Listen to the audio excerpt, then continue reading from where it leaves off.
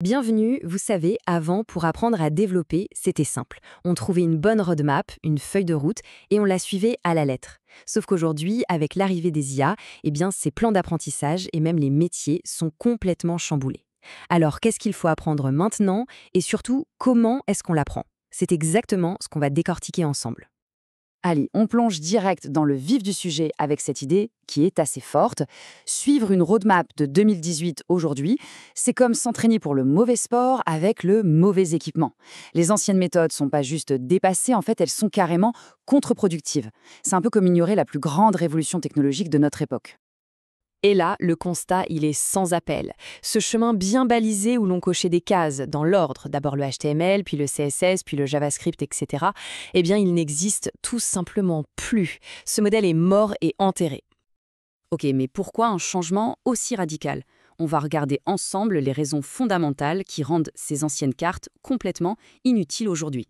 En fait, il y a plusieurs choses.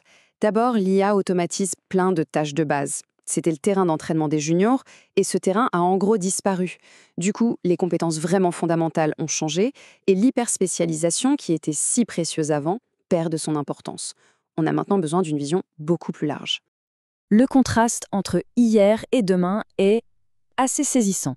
Avant, la valeur, c'était de maîtriser des outils spécifiques. Demain, ce sera la capacité à dialoguer avec une IA, à guider ce qu'elle produit et surtout à vérifier les résultats pour pouvoir avancer très très vite. C'est un changement de paradigme complet. Et voilà la nouvelle compétence clé. Moins de verticalité, plus d'horizontalité. On n'attend plus du développeur une expertise ultra pointue sur un seul truc, mais plutôt une vision d'ensemble pour pouvoir superviser l'IA, connecter toutes les pièces du puzzle et se concentrer sur la finalité, le produit. Bon, alors si les anciennes roadmaps sont mortes, par quoi on les remplace? Eh bien la réponse, elle tient en trois nouveaux piliers fondamentaux. Allez, commençons par le premier pilier. Et c'est peut-être le plus surprenant, parce qu'il s'agit d'une compétence qui, paradoxalement, ne change absolument pas. Même si c'est l'IA qui écrit le code, la pensée computationnelle, elle, reste la compétence la plus importante. C'est cette capacité à découper un gros problème en petites étapes logiques, à raisonner en code. Et ça, aucune IA ne le fera à notre place. C'est vraiment le socle qui permet de comprendre, de corriger et de guider l'outil. Passons maintenant au deuxième pilier. Et celui-là, contrairement au premier, est entièrement nouveau. Il est directement lié à l'arrivée de l'IA. Le point crucial ici, c'est de devenir un véritable chef d'orchestre. L'IA, c'est elle qui joue les notes, mais c'est le développeur qui tient la baguette, qui choisit la mélodie, qui donne le rythme et qui critique l'interprétation. Et il faut être capable de dire « Ok, ça marche, mais c'est trop lent » ou « Là, ça manque de lisibilité ». L'esprit critique devient absolument central. Et enfin, on arrive au troisième et dernier pilier. C'est peut-être le plus important, parce qu'il se concentre sur ce qui nous différencie, nous, fondamentalement, de la machine. Le code, l'IA peut le produire. Mais comprendre le besoin d'un client, aligner une équipe, concevoir une architecture qui tient la route, ça, c'est purement humain. Ce sont ces compétences-là qui feront toute la différence entre un simple prompteur et un véritable ingénieur capable de mener de vrais projets. Ok, maintenant qu'on sait quoi apprendre, la grande question c'est comment. Comment on fait pour progresser sans tomber dans le piège du « je clique sur un bouton et je crois que je sais coder ». Voici quelques principes pour y arriver. En fait, le fil rouge de tous ces principes, c'est l'engagement actif. Il ne s'agit pas de recevoir passivement du code, non. Il faut construire des projets concrets, il faut lire et questionner le code de l'IA, la traiter comme un vrai partenaire de programmation et adopter dès le départ les réflexes des pros. C'est toute la différence entre juste générer du code et vraiment penser comme un développeur.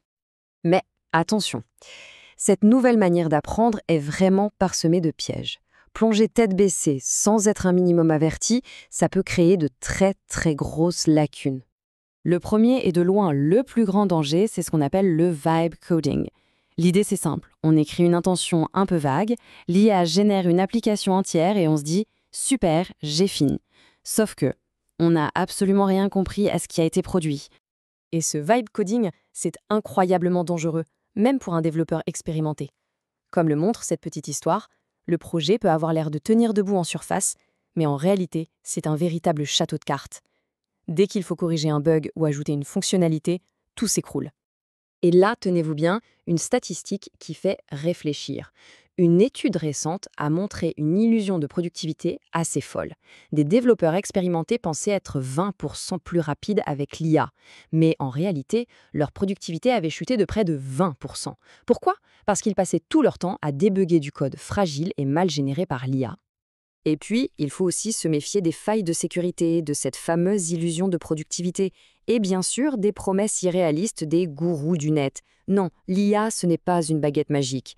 Devenir un bon développeur, ça demande toujours du temps et beaucoup de rigueur. Donc le message final, c'est celui-ci.